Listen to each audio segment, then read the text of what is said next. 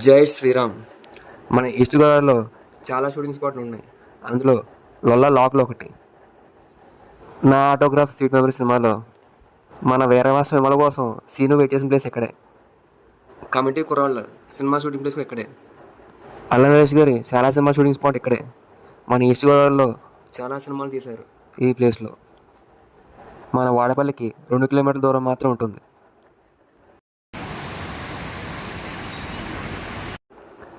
ఈసారి వాడపల్లి వచ్చినప్పుడు ఈ లొల్ల లాకుల్ని చూడడం మర్చిపోకండి. వాడపల్లికి చాలా దగ్గర ఉన్న ప్లేస్.